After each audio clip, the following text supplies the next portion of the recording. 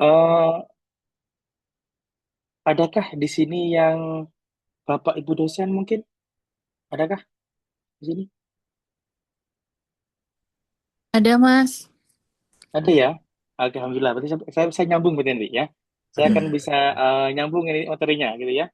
Eh, karena kenapa seperti itu? Karena beasiswa ini itu terkhusus bagi Bapak Ibu dosen yang sedang mengabdi di perguruan tinggi swasta negeri di Indonesia, ya. Jadi memang ini terkhusus untuk bagi para dosen yang akan melanjutkan studi S3, ya, untuk PSD. Ya, oke, baik, saya lanjutkan ya, teman-teman ya. Oke, ISP adalah program gagasan dari Austria dan Indonesia, kerjasama gitu ya, kerjasama antara Indonesia dan Austria, yang memberikan fasilitas full funding untuk program S3 atau PSD di Austria, di semua kampus Austria. Tidak ada pengecualian gitu ya. Bisa eksakta, bisa sosial, gitu ya, bisa teknik dan sebagainya bisa mendaftarkan ke beasiswa ini ya. Ini sudah diluncurkan programnya gitu ya. Dan kebetulan di tahun ini itu sudah sudah diluncurkan dan deadline-nya kebetulan 31 Maret tahun ini. Itu masih dibuka sampai sekarang. Ya, dibuka sampai sekarang. Oke. Nah, apa aja itu ISP gitu ya?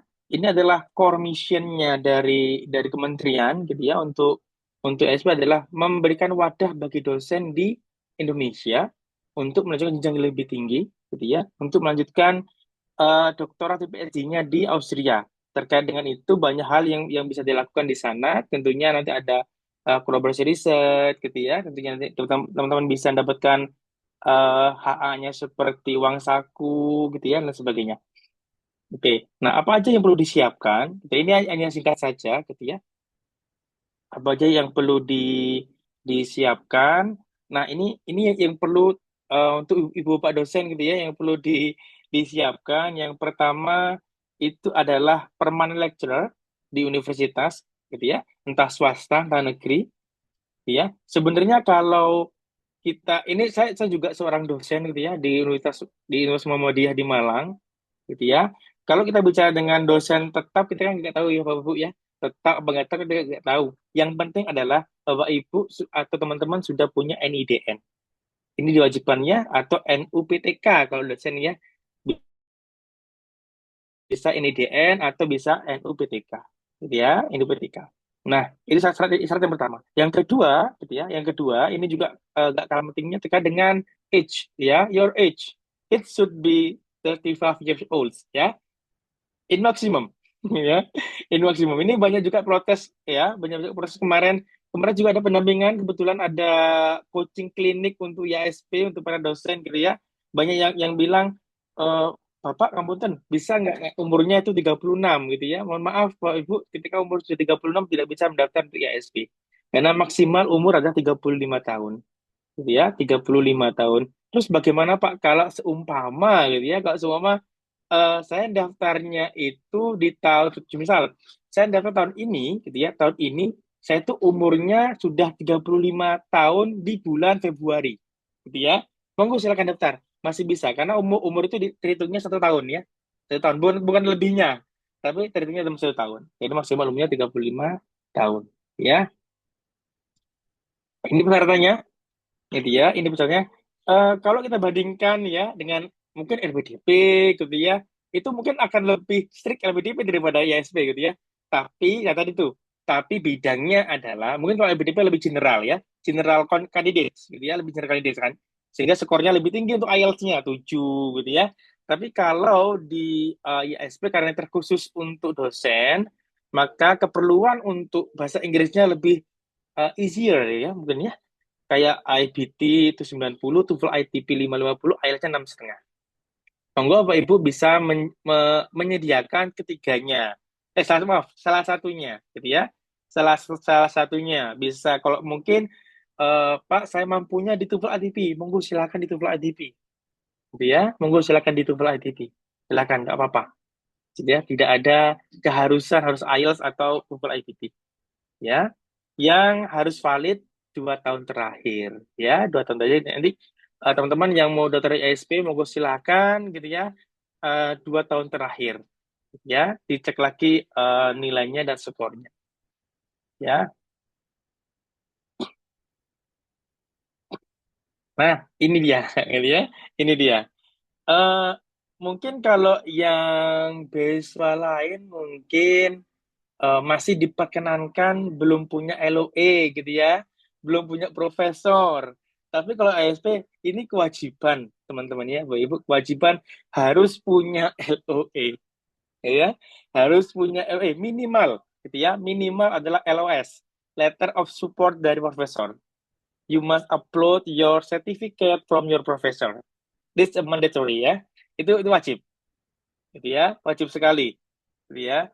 Karena kadang-kadang beberapa kandidat itu memerlukan ini ya, memerlukan LOE dari kampus yang terlampau sulit dari kampusnya, gitu ya. Nah, di sini ada dua pilihan, teman-teman, Bapak Ibu ya. Ada dua pilihan. Ada yang dia pakai institutions, monggo silakan.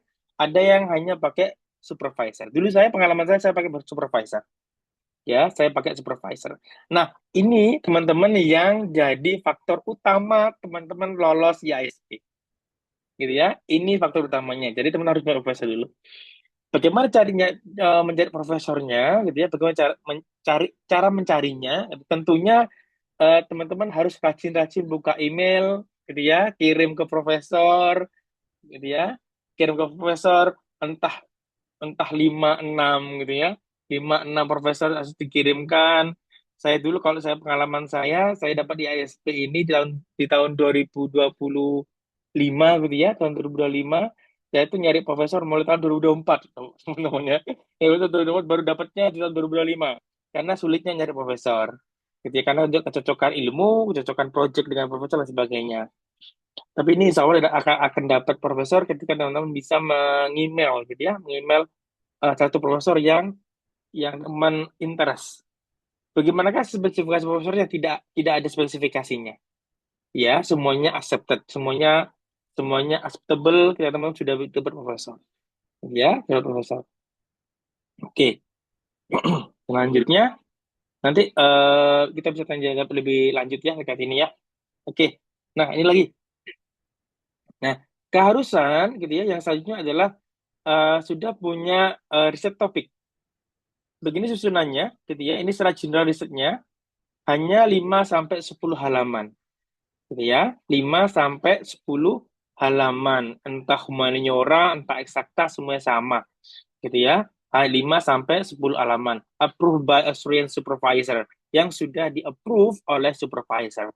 Gitu ya, yang sudah di-approve oleh supervisor. Ada 6 bagian, ya, dari problems, literature review, methodology, expected result, impact, impact and continuously, dan research proyeknya yang seperti apa.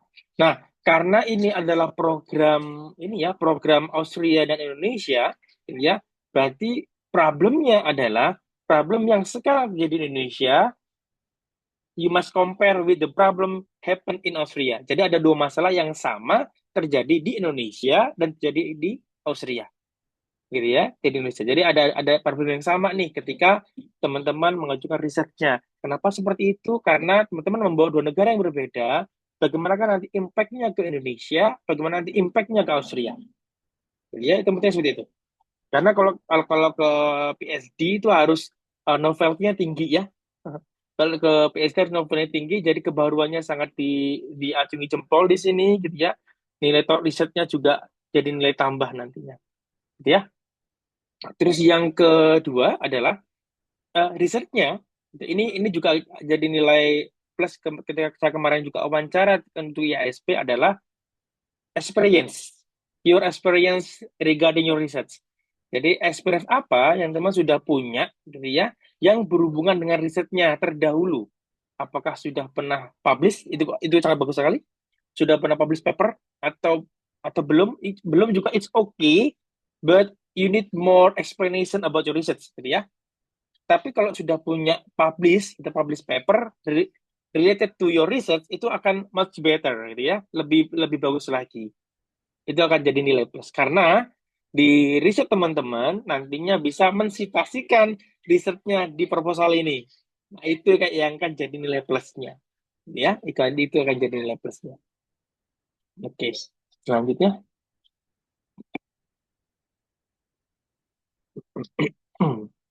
nah ini dia untuk administrasinya. Jadi ada beberapa hal yang teman-teman harus siapkan untuk proses administrasi tentunya ya. Nah, karena ISP ini ada dua tahap, ya, hanya ada dua tahap, nggak ada tertulis, tidak ada. Yang pertama adalah administrasi, yang kedua adalah wawancara.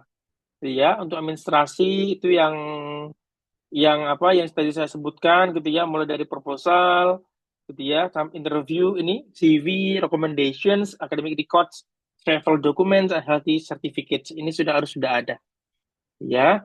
Nah, yang perlu saya garis bawahi adalah untuk yang ini ya, untuk yang health certificate sama travel in document itu nanti ya, teman-teman, nanti setelah memang keterima.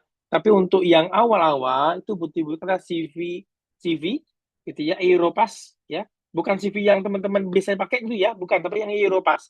Teman-teman tinggal masuk ke Europass CV gitu ya, nanti bisa bikin di situ. Nah, itu masukkanlah data-data teman-teman yang dibutuhkan ke situ.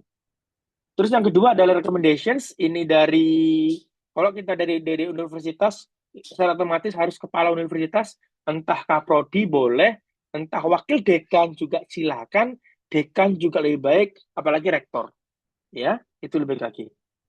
Yang kedua adalah dari supervisor waktu S2. Ya, supervisor waktu S2. Oke, kita lanjutkan ya. Nah, oke, ini juga penting ya. Jadi ketika kita mendaftar untuk IASP itu perlu namanya permission letter ya, permission letter. Untuk yang PTN, untuk yang PTN negeri gitu ya. Negeri terlampau lebih gampang karena permission letternya yang dari bagian negeri, dari ini ASN atau bagian negeri itu hanya dari rektor ya.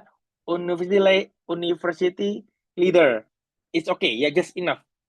That's simple gitu ya. However, for the private universities, gitu ya, private universities untuk yang mungkin Asia, Muhammadiyah dan sebagainya yang terkait dengan ini ya, dengan apa penulisan letter itu harus mensubmit gitu ya, harus mensubmit beberapa dokumen, gitu ya, beberapa dokumen itu nanti diajukan ke wilayah LL Dikti gitu ya, LL Dikti.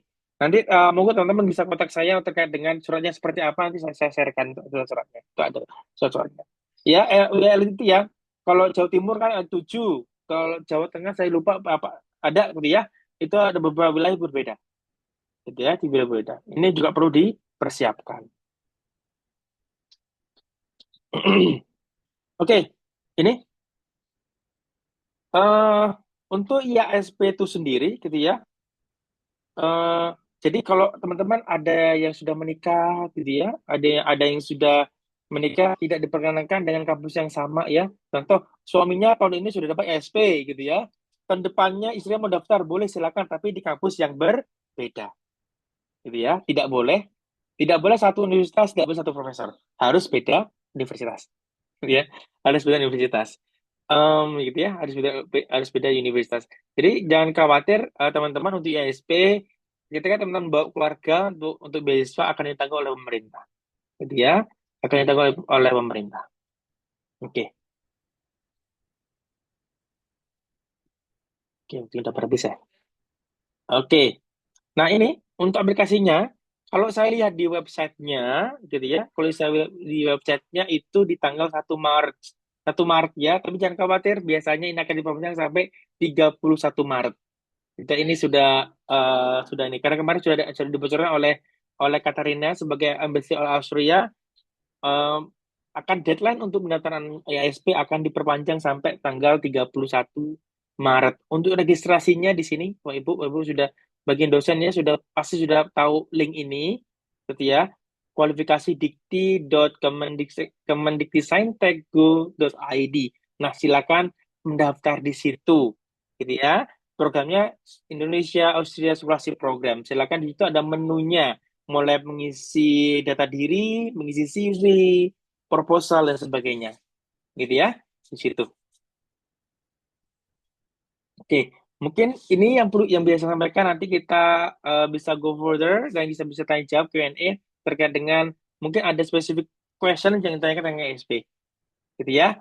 Itu aja dari saya, Mbak Vina yang sudah sampaikan. Saya akhiri. Wassalamualaikum warahmatullahi wabarakatuh. Waalaikumsalam warahmatullahi wabarakatuh. Terima kasih banyak Mas Sony atas Iya, sharing sama-sama. di teman-teman yang mau apa teman-teman yang mungkin berencana mau daftar S3 mungkin bisa tertarik untuk daftar IASP ini ya teman-teman. Dan oke, kita lanjut ke beasiswa Ernst Mach Grant yang akan dipaparkan oleh Mas Lukni. Mas Lukni, apakah sudah siap, Mas? Oke, sudah siap, Mavina. Saya Siap. sudah siap. Saya, oke, waktu dan tempat saya persilahkan, Mas. Oke, apa sudah terlihat? Sudah. Oke. Baik, Assalamualaikum warahmatullahi wabarakatuh. Selamat siang waktu Vienna dan selamat malam waktu Indonesia. Perkenalkan, nama saya Lukni Burhanuddin Ahmad. Saya awardee dari Ansmah Grant Asia Uninet, beasiswa yang disupport oleh pemerintah Austria. Beda dengan IASP tadi yang Mas Soni paparkan, kalau IASP itu 50-50-nya dari 50 dari Austria dan 50 dari Indonesia. Kalau Ansmah Grant ini 100% dari pemerintah Austria gitu ya. Nah, jadi itu mungkin sekilas perbedaannya, tapi secara umum hampir mirip ya dengan beasiswa IASP. Tata cara pendaftarannya, cuman ada yang membedakan adalah eh, kalau IASP itu khusus dosen, kalau Ansmah Grant itu umum gitu ya. Jadi researcher atau dosen pun bisa gitu ya daftar ke sini eh, selama dia punya apa basis riset atau pengalaman riset untuk lanjut S3. Untuk requirement-nya juga tadi hampir sama ya, kita maksimal 35 tahun. Sebelumnya saya dosen di Unjani dulu ya, sebelum saya mendaftar, tapi saya sudah fokus ke S3 sekarang dan eh, sebelum di SBM juga saya pernah mengajar ya. Nah, saya akan langsung fokus ke Ernst Mahgran ya. Nah, jadi seperti yang tadi saya sampaikan, jadi OEAD Ernst Mahgran ini dia fokusnya kepada peneliti gitu ya, di mana untuk fokus negaranya itu ada 5, Indonesia, Malaysia, Filipina, Thailand, dan Vietnam. Nah, jadi memang kita nanti setelah masuk ke interview, kalau udah ada panggilan gitu ya, nanti kita akan di compare dengan kandidat-kandidat lain dari ke 5 negara tersebut. Nah, jadi kalau di Ansmahgran itu ada 3 tipe eh, beasiswa, ada full PhD, ada postdoc, dan ada musik practice. Tapi kita akan fokusnya ke PhD aja gitu ya.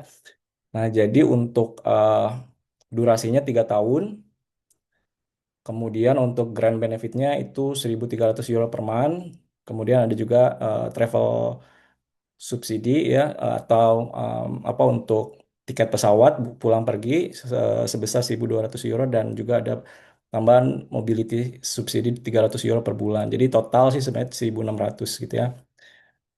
Nah, itu untuk tipe scholarship-nya. Nah, kemudian dokumen persyaratannya itu ada 5 ya. Yang pertama adalah proposal riset. Nah, proposal riset ini yang tentu sudah disetujui oleh calon supervisor. Kemudian juga ada surat persetujuan pembimbing atau supervisor profesor yang dari Austria, tapi yang perlu dipastikan bahwa untuk profesornya itu harus yang full profesor atau associate profesor. Atau kalau di sini memegang venia docendi gitu ya. Nah itu jadi nggak semua atau dosen juga nggak bisa untuk memberikan letter of intent atau LOA gitu ya. Nah, kemudian juga syarat yang ketiga adalah surat rekomendasi dari dosen. Nah, ini bisa juga dari atasan mungkin ya kalau misalkan dosen atau kalau misalkan udah lulus gitu ya minta minta rekomendasi ke dosen yang pernah kita ajar gitu ya, pernah diajar yang dulu gitu ya di saat kita S2 boleh memberikan surat rekomendasi. Atau kemudian paspor dan juga ada scan ijazah. Nah, jadi sebetulnya yang paling penting adalah surat persetujuan pembimbing itu yang utama ya untuk bisa ya paling nggak lolos ke tahap interview. Karena itu ibaratnya udah 40% langkah lah gitu ya. Nah, alurnya sebenarnya sama seperti yang tadi, cuman bedanya kalau di eh Ernst Mahgra ini kita daftarnya di sub apa scholarship.at.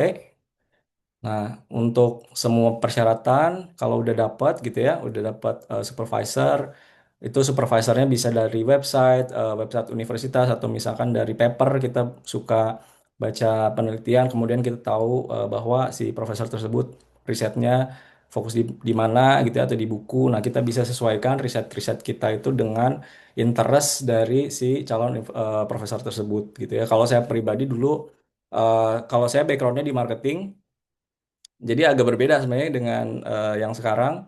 Kalau sekarang di business communication, tapi sebetulnya ada benang merahnya gitu. Jadi itu yang mungkin membawa saya pada saat bikin proposal riset menjadi daya apa namanya daya tarik mungkin ya bagi profesor. Jadi sebetulnya bisa di apa ya dicocok-cocokin lah gitu ya untuk membuat apa membuat proposal riset.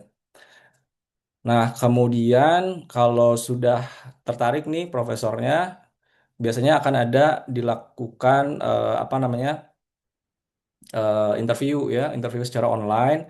Kemudian nanti dari interview kalau ada apa tertarik gitu ya, interest, kemudian dilakukan revisi riset, proposal riset beberapa kali. Kalau saya pribadi waktu itu sampai 2 atau 3 kali saya lupa gitu ya.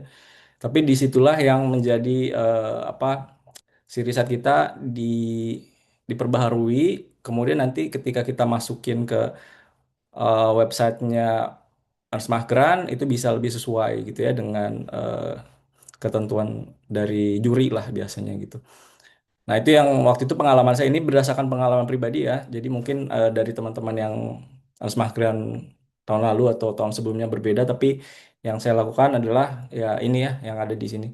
Jadi setelah itu, setelah didapatkan dari apa acceptance dari profesor, kemudian saya minta untuk dapat letter of intent ya waktu itu, mau dicap dan harus dicap dan harus ditandatangani basah, kemudian di scan, kemudian setelah itu daftar gitu ya, tinggal daftarin masuk submit berkas ke scholarship.at. Nah itu kalau nggak salah berapa 3 bulan ya, saya lupa waktu itu. Jadi nanti akan setelah submit nanti akan ada eh, panggilan wawancara. Kalau waktu tahun 2025 kemarin itu di gedung Kementerian Pendidikan gitu. Kalau sebelumnya hotel di hotel di Jakarta. Jadi mungkin itu yang kemarin saya lakukan dan ini fun fact ya. Jadi kalau 2024 yang lolos interview 11 orang, yang lolos 4 orang. Nah, kalau tahun kemarin itu yang interview itu 8 orang, yang lolos ke Austria itu 6 orang.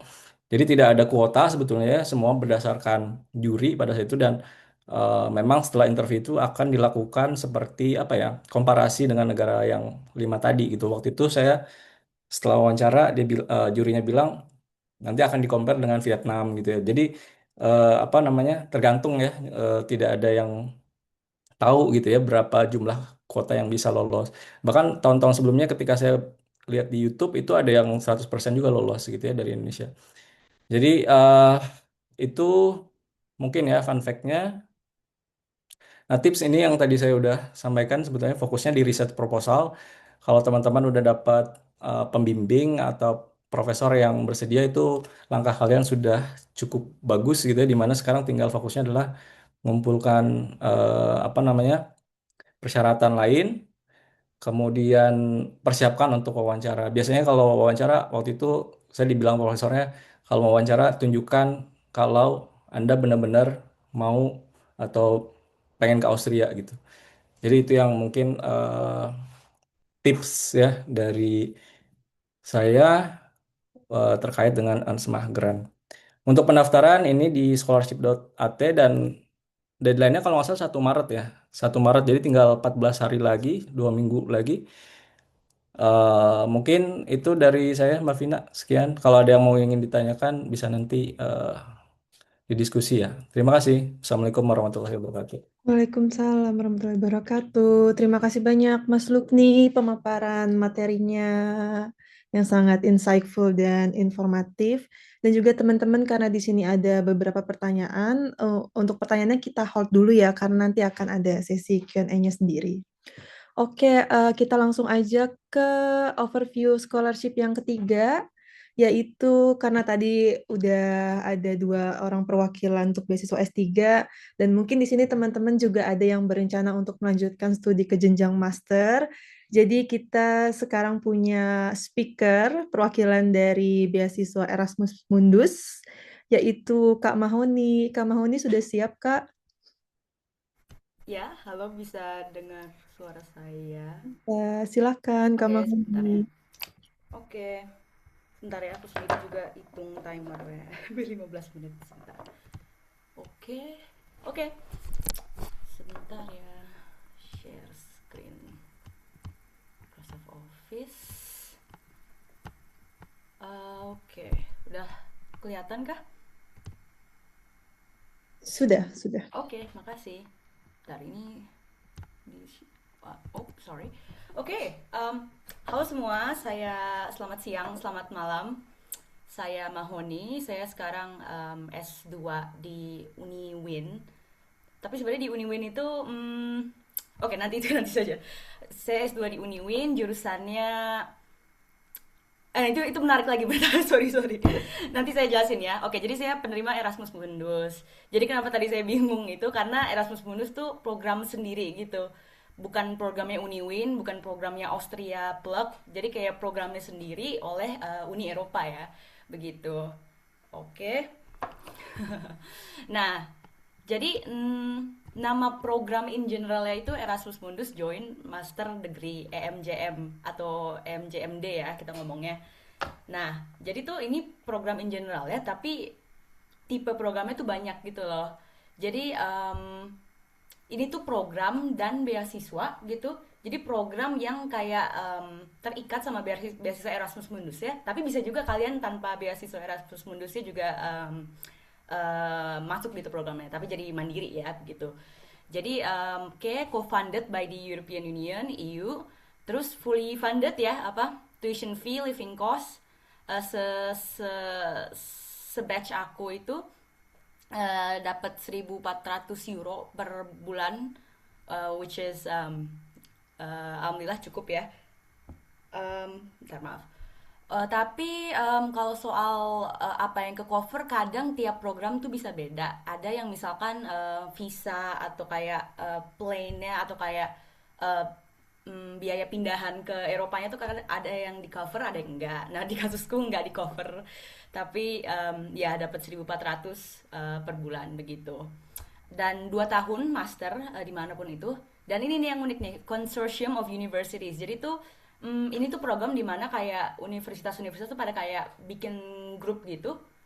Jadi nanti ketika kalian masuk ke program ini, kalian bisa milih kayak at least 2 dari universitas itu, begitu. Jadi makanya tadi aku bingung kan, aku sebenarnya sort of Uniwin tapi enggak juga, karena kan jadi gini, di tiap konsorsium itu ada host university-nya, jadi university yang kayak leader ya gitulah. Jadi secara teknis kita masuk ke program ini tapi kita di bawah universitas apa gitu. Nah di kasus programku yang host university-nya itu universitas di Jerman namanya Leipzig University. Jadi secara teknis aku tuh mahasiswa Leipzig University, tapi karena mobility track-nya tahun pertama aku di Austria, nah itu di bawah Universitas Wina begitu. Um, tapi ya tentu aja aku tetap mahasiswa Uniwin ya, punya kartunya segala macem. Jadi secara teknis gimana ya? aku kayak aku itu mahasiswa di 2 universitas gitu. Jadi begitu ya. Nah ini ada lebih dari 200 program. Jadi banyak banget, dan itu tuh saintek, sosum. Jadi banyak banget lah begitu. Oke. Oke. Nah, ini cuma contoh-contoh aja yang kayak program-program yang menurutku unik banget gitu. Karena kan ini apa ya? Ini tuh program itu banyak banyak yang ngebahas hal-hal yang baru gitu loh. Jadi ini nggak fix ya, kayak tiap tiap apa? tiap tahun ada aja program yang misalkan hilang unfortunately atau program baru gitu. Kayak misalkan nih, aku kan aku MGS, Erasmus Mundus Master in Global Studies. Nah, Global Studies apa sih gitu? Em, Global Studies ya secara academic field itu memang baru, memang relatively baru. Jadi tuh itu studi global. Jadi kita tuh ngebahas kayak konektivitas politik, sejarah, ekonomi secara global gitu. Jadi sebenarnya bukan kayak globalisasi, bukan kayak HI, tapi kayak apa ya? Ke this interconnectedness of the world gitu loh. Nah, itu kan kayak apa ya? Masih agak unik gitu kan. Jadi contohnya nih di Uniwin aku ditaruhnya di bawah departemen sejarah begitu. Karena kebetulan programku fokusnya lebih ke sejarah meskipun tetap global studies begitu. Itu salah satu yang unik misalkan. Terus ada juga nih program tentang skincare gitu. Terus ada juga nih tentang ini literatur anak-anak gitu. Ini menarik banget sih. Terus kayak ini film memory, ngebahas film gitu. Terus ini apa nih? Ini musik. Ini musik, terus religious diversity, terus ini juga nih apa nih, quaternary dan prehistory itu kayak apa ya, kayak arkeologi gitu-gitu ya. Nah, BTW ini semua listnya aku dapat dari ini insight dari aku aja nih. Aku dapat kayak list orang Indonesia tahun lalu ada dapat apa aja, dan ini ada berarti tiap orang Indonesia tahun lalu yang dapat program-program ini gitu. Jadi ini um, dari aku aja nih, oke. Jadi tahun lalu di 2025 Oktober ya berarti ya, batch itu ya, ada sekitar 80 orang Indonesia yang keterima program EMJM. Nah, yang pakai beasiswanya sekitar 73. Artinya mayoritas dapat beasiswanya ya. Yang lainnya either mandiri atau mungkin beasiswa terpisah begitu. Begitu. Dan oke, mayoritas sih sebenarnya saintek ya, biasa kayak teknik, biologi gitu-gitu. Cuma banyak juga yang sosum gitu. Kayak misalkan ada public policy, ada kayak bahasa gitu. Jadi baik banget deh. Jadi beneran cari aja apa yang mungkin pas sama kalian gitu. Nah, karena banyak inilah aku nggak bisa ngasih kayak spesifiknya apa sih yang diperluin, karena beda-beda tergantung ininya kan, programnya kan. Jadi beda-beda. Jadi aku nggak bisa ngasih yang sama, tapi mungkin yang aku mau lakuin adalah aku bakal share screen dan ngajarin kalian cara carinya begitu. Nah, jadi gimana cara daftar ya tergantung programnya begitu, guys. Oke, jadi aku bakal share screen sebentar ya. Oke. Mohon ditunggu share screen Google Chrome. Oke.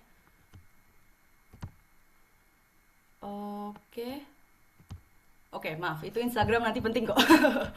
Oke, sebentar. Google, ya, hari ini Valentine ya guys, jadi oke, jadi ini beneran langkah-langkah real gitu, gimana cara kalian nyari. Nah, aku bakal tulis aja EMJM gitu, search. Nah, langsung nih yang pertama Erasmus Mundus. Oke, join master students. Nah, ini search, langsung aja search and apply. Udah nih, dapat langsung katalognya panjang, ada sebentar guys. Oke, bisa dilihat ada berapa nih sejak hari ini. 209. Nah, ini banyak banget nih. Jadi aduh ya, silakan dilihat sendiri begitu. Nah, kan aku case-nya Austria nih. Kita pilih aja tadi, sebentar ya. Mana tadi? Mana tadi? Kok balik guys? Mohon maaf. Nah, ini dia. Nih. Oke, ini ada country-nya, duration and credits, universities. Nah, kita pilih aja Austria ya. Austria.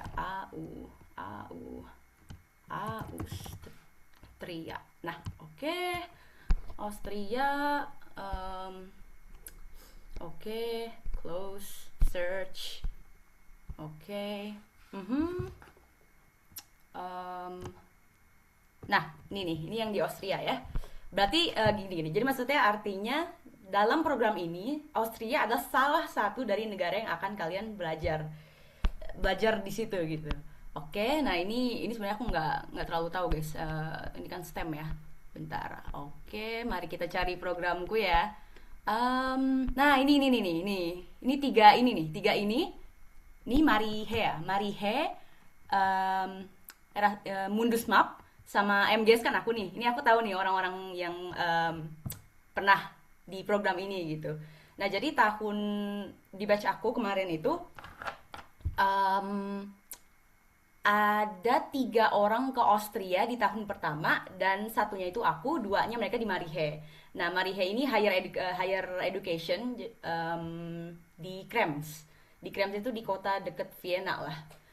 Nah, map ini juga di Vienna, di Central European University. Ini deket banget sama aku sekarang. Nah, terus kalau MGS di Univin begitu.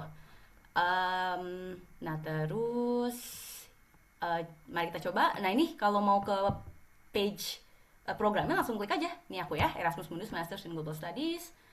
Nah, nah, nah dari sini, well, di sini infonya untuk segala macam.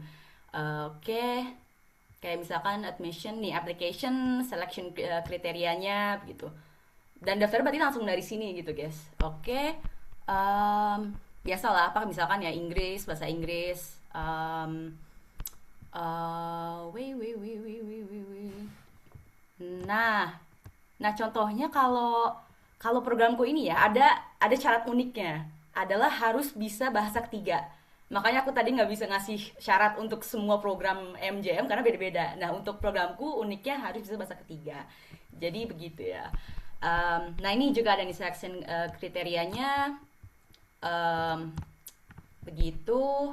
Nah nanti ketika kalian daftar, pastikan centang mau dapet beasiswa Erasmus ya, karena kalian juga bisa mandiri gitu di program ini gitu. Um, Oke, nah ini kebetulan deadline-nya bentar lagi ya buat yang programku yang Global Studies.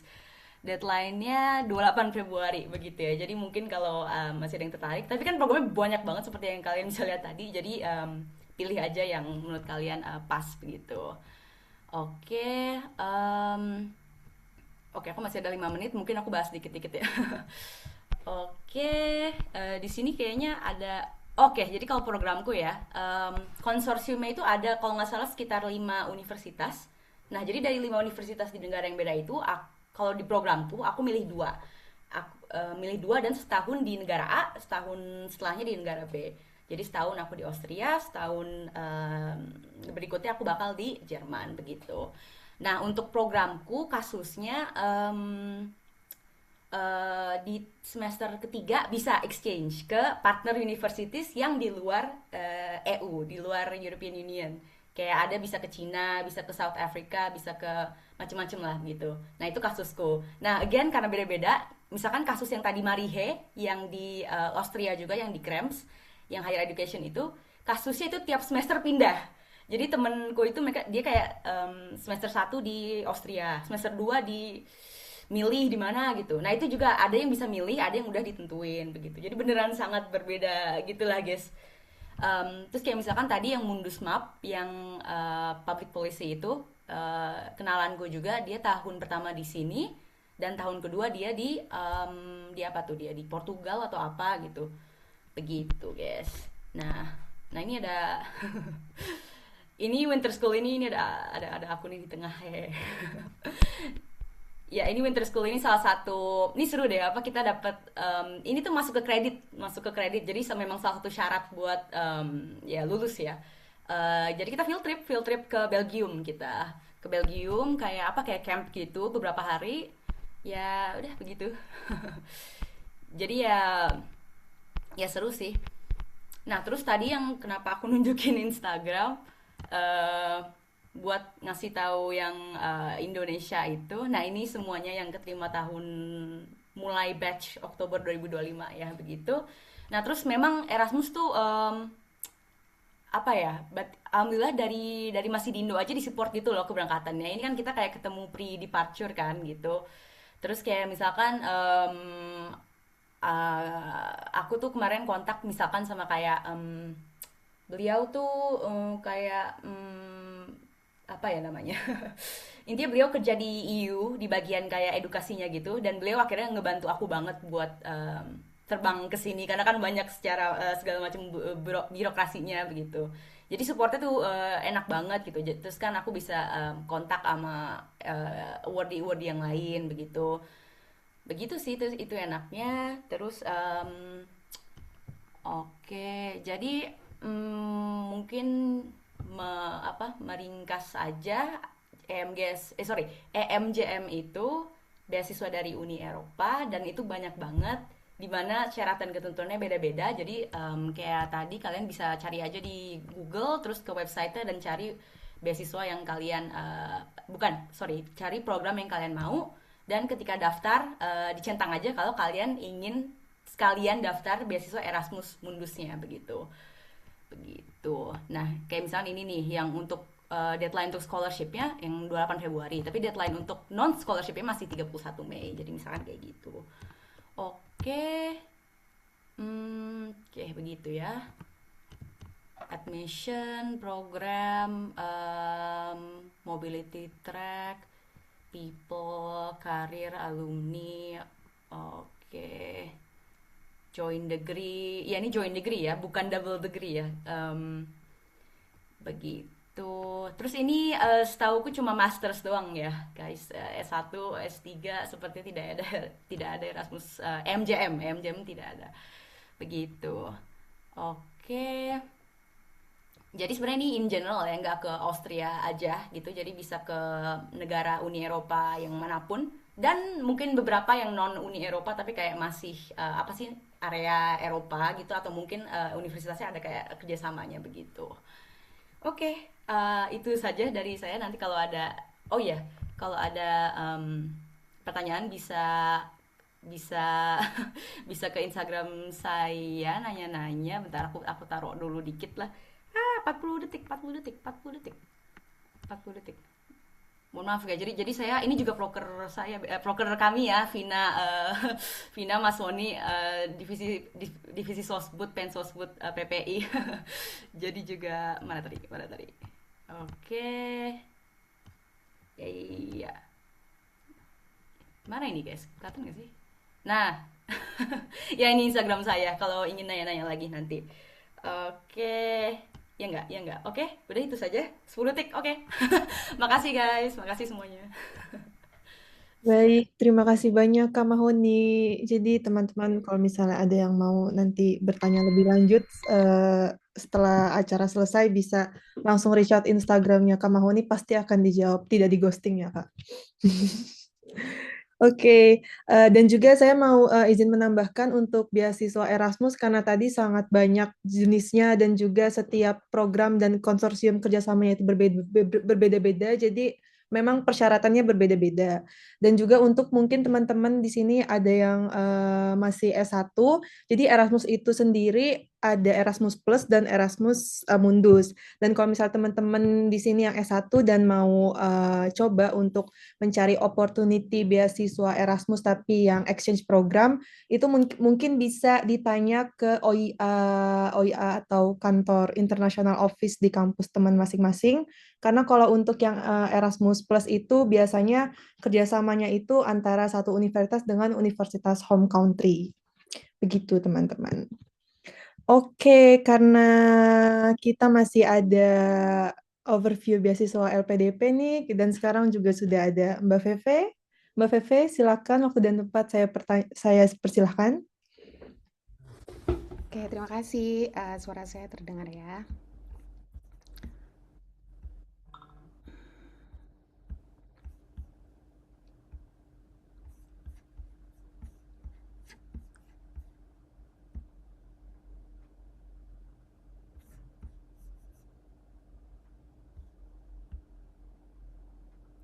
Oke, ini PPT-nya udah kelihatan belum? Sorry, Vina. Sudah. Oke, terima kasih semuanya. Perkenalkan dulu, saya Vertika Ridani, biasa dipanggil VV. Saat ini saya di LPDP di Boku University, PhD student. Saya awardee itu diterimanya tahun 2023, tapi baru berangkatnya 2025. gitu ya. Di sini saya mau set up perspektif dulu karena LPDP hampir mirip kayak Erasmus ya, programnya banyak. Ada S2, ada S3, sehingga ini murni dari personal experience saja dan saya tidak merepresentasikan dari LPDP itu tersendiri. Kemudian nanti beberapa scope terkait reflection dari sekolah di luar negeri dan juga mindset dan trade-off yang perlu dikonsider teman-teman. Saya nggak akan ngomongin terkait step by step karena kita tahu LPDP sekarang beda banget. Semuanya tahu. Maaf Mbak interupsi. Ini Yes, share screen-nya terbelah. gimana nih?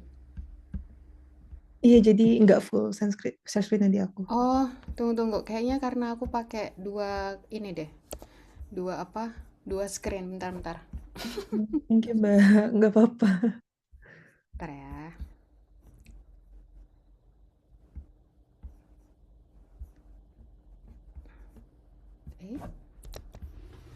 Gimana caranya? Udah lama nggak Zoom.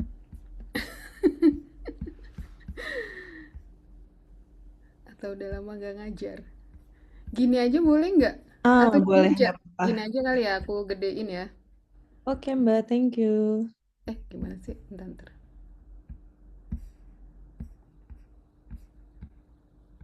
Gini aja ya. Yap. Oke, kita tahu kalau di LPDP sekarang tuh berubah. Apalagi saya terakhir itu masuk di 2023 gitu ya. Yang jelas sekarang ada yang namanya pembagian antara STEM dan non-STEM atau disebut share. Nah, ini saya capture dari website resmi LPDP Kemenq. Nanti teman-teman tugasnya adalah mencari tahu ini seperti apa, disesuaikan dengan kondisi masing-masing karena ada yang mau S2 mungkin, ada yang mau S3 di Austria ya. Lanjut, saya cek di universitas yang ada di Austria yang di cover LPDP itu ada 271 study program di 6 universitas. Apa aja? Silakan cek lagi di sana ada apa aja karena akan dibagi antara master dan doktoral. Sehingga sebenarnya chance untuk bisa ke Austria dengan beasiswa LPDP itu sangat besar. Saya mau ngasih tahu bahwa LPDP khususnya di Austria itu more than scholarship. Kenapa? Karena sebenarnya ketika teman-teman mau belajar di luar negeri itu kan pasti atraktif ya. Kenapa sih kok mau belajar di Austria misalnya khususnya? Sebenarnya mungkin ini ada beberapa hal yang bisa saya berikan, yaitu ada prestige, ada exposure, sama opportunity. Kita lihat, wah, ke luar negeri gitu ya. Jadi orang lihatnya dari outside gitu. Jadi Anda bisa ke luar negeri, itu orang lihatnya udah wow gitu ya.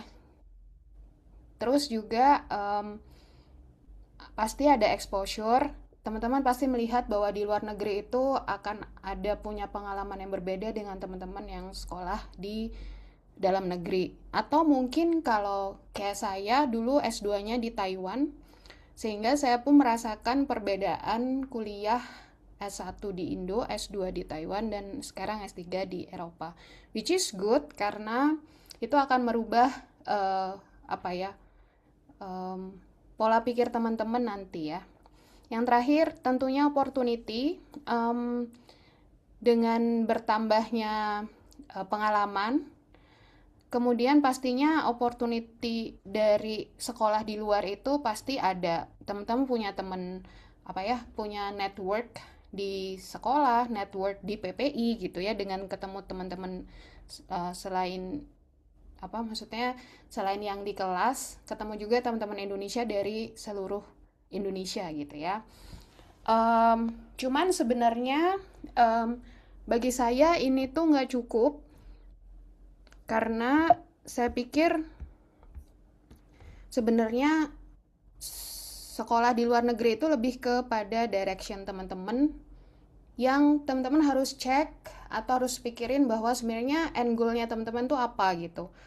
Teman-teman itu menggunakan S2, S3 itu sebenarnya dalam rangka untuk shaping your career, your identity, responsibility, serta kontribusi setelah lulus pastinya. Karena ya it matters kalau misalnya cuman ijazah aja ya ngapain gitu ya, kira-kira gitulah.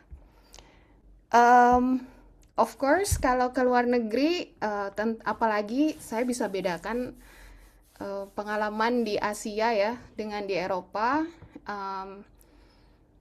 Ada tuntutan terkait dengan independen gitu. Jadi benar-benar teman-teman di sini itu punya freedom yang tinggi terhadap hidup teman-teman, baik dalam kehidupan pribadi maupun kehidupan di kelas gitu ya. Jadi nggak akan ada yang nanyain PR-nya udah dikerjain belum gitu ya. Itu nggak ada. Jadi teman-teman manage sendiri. Kemudian dari situ teman-teman juga akhirnya kalau kan banyak waktu luang pasti ya. Nah itu gimana nih cara teman-teman manage? Jadi self direction dari teman-teman sendiri. Kemudian juga intelektual disiplin juga dipengaruhi karena somehow kita harus, kalau saya tuh suka bilang tuh bijak dari sejak dalam pikiran gitu.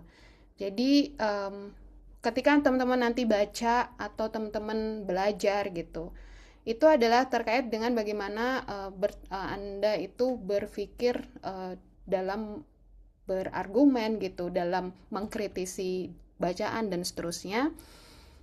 Dan yang terakhir ada responsibility itu sendiri, bahwa teman-teman nanti akan melihat bahwa sebenarnya education itu nggak cuman tentang diri sendiri, tapi bagaimana kita berdampak ya. Jadi setelah teman-teman lebih teredukasi, terus mau diapain nih gitu, ilmunya mau diapain kira-kira gitu. Kemudian tentu saja ke luar negeri itu juga nggak mudah. Kenapa nggak mudah? Karena ada pasti administrasi complexity dari tadi ya teman-teman di sebelumnya itu harus belajar IELTS, harus apply visa kalau udah keterima dan seterusnya. Di Austria tentu saja kita di sini pakai bahasa Jerman, jadi pasti ada language barrier. Kemudian ada cultural adjustment, perbedaan bagaimana Asian and Eropa mau nggak mau itu harus diakui memang berbeda. Kemudian kita juga akan menjadi social isolation. Of course,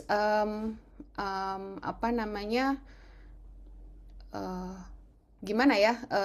Temennya kan reducing ya dari di Indo gitu yang banyak. Kemudian di sini cari teman baru gitu, bisa jadi kita malu, kita ya banyak lah yang kita bisa sebut social isolation.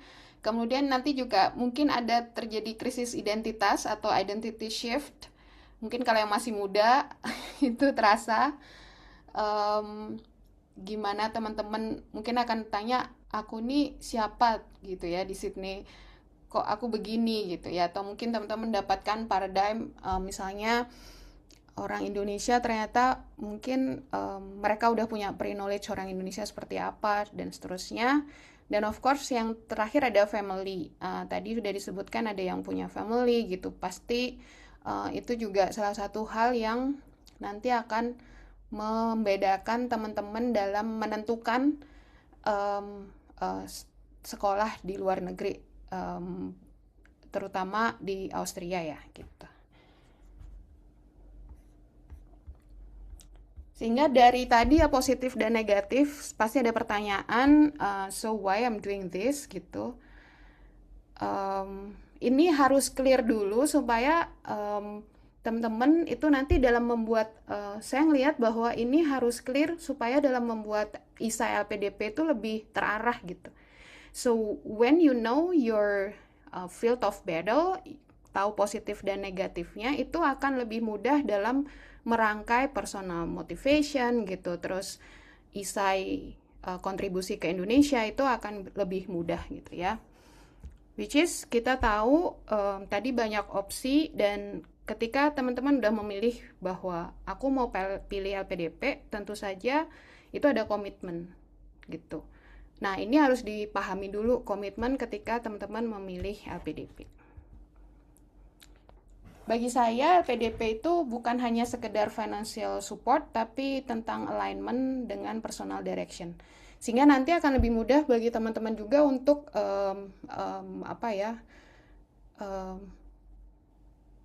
crafting personal essay gitu, motivation letter, dan juga contribution to Indonesia. Sehingga mungkin key takeaways-nya tetap harus be authentic. Saya tahu banyak mentorship tentang LPDP gimana dan seterusnya, tapi authenticity itu penting banget, karena pasti interview itu tahu mana yang template dan mana yang bukan. Itu akan menjadikan teman-teman menjadi seseorang yang berbeda di antara ribuan pelamar LPDP yang semakin lama semakin banyak, sehingga acceptance rate-nya juga kecil gitu. Kemudian karena udah milih LPDP, teman-teman harus tahu juga trade-off-nya dari pemilihan LPDP ini sendiri. Saya nggak perlu jelaskan, tapi harusnya sudah menjadi bagian dari tadi ya, setelah tahu self-direction-nya, terus teman-teman milih funding-nya apa, dan ketika comes to LPDP ya ada konsekuensinya. Dan yang terakhir adalah be ready for growth. Saya bisa kasih sedikit pengalaman. Tentu saja pergi ke luar negeri itu adalah kita keluar dari comfort zone. Saya adalah punya pengalaman, saya tahu nih kalau nanti saya bakalan begini gitu ya, karena kan saya pernah ke luar negeri juga. Tapi ternyata meski sudah disiapkan mentalnya, tapi saya juga ternyata secara sempet saya tuh merasa nggak siap gitu di awal-awal. Bukan nggak siap ya, tapi kayak ternyata saya juga mengalami hal-hal yang pernah saya prediksi gitu. Padahal itu udah saya prediksi ya, tapi untuk keluar dari trap itu juga nggak mudah gitu. Dan dari situ sih sebenarnya, dari ketidaknyamanan itu tentu saja teman-teman mengexposure diri sendiri untuk bisa lebih baik ya. Karena kan katanya sih diamond itu kan dari banyak tepaan gitu ya. Nah, ini kira-kira gitu ya. Kalau dalam ilmu why we need to keluar dari comfort zone. Oke, yang terakhir, see you in Austria. Terima kasih. Oke, baik. Terima kasih banyak Mbak Feve atas overview program LPDP-nya. Karena LPDP memang sangat berbeda ya, karena aku juga baru dapat tahun lalu dan sekarang shiftingnya sudah sangat besar. Jadi mungkin better teman-teman untuk yang tertarik apply LPDP memang riset lebih dalam, riset lebih dalam gitu ya. Oke, teman-teman, terima kasih banyak kepada seluruh pembicara, Mas Lukni, Mas Soni, Mbak Feve, Mahoni yang sudah meluangkan waktunya untuk sharing kepada teman-teman semua di sini. Dan tanpa berlama-lama lagi, mungkin saatnya kita masuk ke sesi tanya jawab ya. Dan sudah ada beberapa pertanyaan yang masuk di kolom komentar. Mungkin saya bacakan dari yang pertama, ada dari Kak Irena. Mohon bertanya terkait IASP. Yang pertama, apakah pasti akan diperpanjang hingga 31 Maret? Adakah akun sosial media yang disarankan agar tidak tertinggal informasi? Dan apakah di dokumen rencana riset, di slide sempat ada keterangan approved by supervisor? Apakah perlu bukti approval? Dan yang ketiga, apakah ada ketentuan terkait format LOE dan surat rekomendasi ke supervisor S2? Mungkin Mas Soni bisa dibantu dijawab, Mas. Oke, baik ya. Pertanyaan menjurus sekali ke ini ya, ke teknis gitu ya. Oke, em, apakah pasti akan diperpanjang hingga 31 Maret gitu ya? Nah, ini ini sama juga dengan yang tahun kemarin ya, Mbak Irena ya. Karena tahun kemarin juga sama prosesnya, jadi deadline-nya tanggal 1 Maret. tapi akan dipanjang tanggal 31 Maret.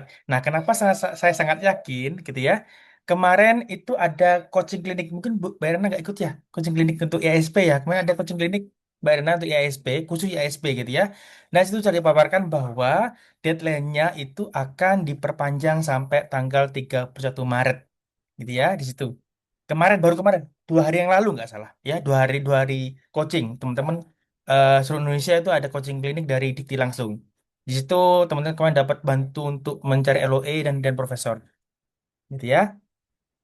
Oke, apakah ada kontaknya gitu ya? Ada kontaknya. Sejauh ini itu mungkin bisa dicek di Instagramnya Kemendikbud Ristek. Kadang-kadang mereka akan mengupload apa namanya untuk IASP gitu ya. Mungkin di situ bisa bisa dicari gitu ya. Atau bisa langsung di email Mbak Irena. Di situ di IASP ada Bu Anis gitu ya.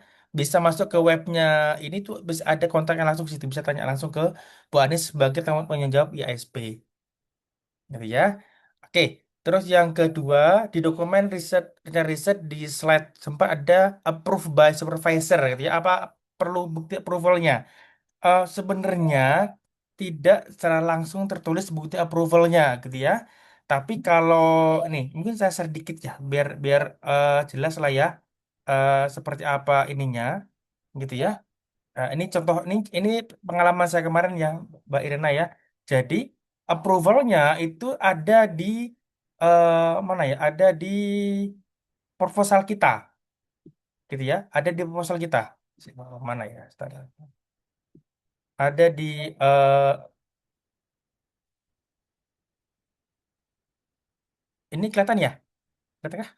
PDF-nya? Kelihatan Kelihatan. ya? Gerak ya? Kelihatan ya? Seperti ini eh, ini contoh dokumen apa riset ya. Riset project yang sudah di-approve oleh profesor. Tentunya profesor akan mengizinkan kita memberikan logo universitas ini ya. Logo universitas dan sebagainya. Nanti pasti approvalnya adalah nanti ada nama profesor kita di cover paling depan. Sebenarnya approvalnya seperti ini Bu, approvalnya sebenarnya. Atau kemarin pengalaman saya kemarin waktu interview gitu ya, apa approvalnya kalau sudah dapat profesor adalah apakah sudah pernah ketemu dengan profesornya atau via Zoom atau seperti apa. Itu juga sebagai approval gitu ya. Itu juga sebagai approval. Terus yang kedua, apa yang kedua tadi ya? Apakah ada ketentuan terkait LOE? Format LOE ya? Tidak ada ketentuan.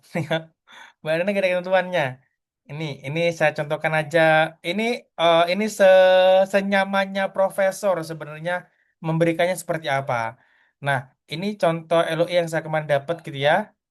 Simple aja sebenarnya ininya. Nah, seperti ini gitu ya. Karena kemarin itu saya kesulitan untuk dapat LOE dari institutions, boleh menggunakan namanya LOS. Tadi ada ya di syaratannya ada namanya LOS, Letter of Support dari Profesor. Monggo silakan dipakai tidak apa-apa. Seperti ini aja, gitu ya. Ada dari profesor, dari departemen apa, dari ada logo universitasnya, ada nama profesornya. Itu menyatakan mau membimbing kita apa judul risetnya, nanti ada tantangan di bawahnya seperti ini. Ya, tidak ada format spesifik untuk terkait dengan LOE gitu ya. Monggo atau lebih baik LOE yang dari institusi kalau sudah dapat gitu ya. Eh, dan surat rekomendasi ke Profesor S2. Oke. Untuk juga rekomendasi itu juga gak ada formatnya, Bu, Mbak Irena. Makanya kenapa kenapa ESP itu sangat fleksibel karena semuanya tidak terpatok ini ya, tidak terpatok oleh format gitu ya.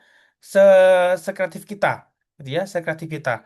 Nah, kemarin, nah ya, contoh yang juga saya bisa share di sini untuk terkait dengan mungkin terkait dengan ini ya, terkait dengan apa rekomendasi, saya bukan seperti ini. Ini contohnya, gitu ya. Entah Mbak Rina pakai format yang lain juga boleh silakan, tidak ada patokannya. Ini saya ambil dari formatnya AAS, ya, Australian Scholarship Award ya, dari situ. Kenapa? Karena itu lebih detail, gitu ya, lebih detail, gitu ya. Nah ini juga nyambung di pertanyaan sama tadi ya, boleh nggak S1 sama S2 gitu ya? Tadi ya, nyambung seperti itu di rekomendasi. boleh silahkan dari S1 dan S2 silahkan dipakai. Tetapi harus kalau kita di universitas, kita bekerja di universitas, pasti harus ada rekomendasi dari kepala departemen atau kepala universitas. Kenapa? Karena itu sebagai perizinan kita sebagai dosen untuk mendaftar beasiswa, gitu ya. Kalau tidak itu tidak bisa, gitu ya. Nah, apakah ada kopnya? Nggak ada, Mbak. Tadi ada juga yang tanya ada, apakah ada kopnya? Nggak ada kopnya kalau registrasinya. Stempel ada stempelnya, gitu ya, ada stempelnya. Nah, ini saya dulu di Taiwan S2-nya gitu ya. Bagaimana cara dapatnya rekomendasi dari dosen sana gitu ya. Yang monggo Bapak Ibu di sini mengcalling email line boleh silakan meminta beliau mengirimnya seperti ini. Ini bukan tantangan asli ya, ini tantangan scanan. Boleh silakan itu saya pakai itu juga bisa kemarin.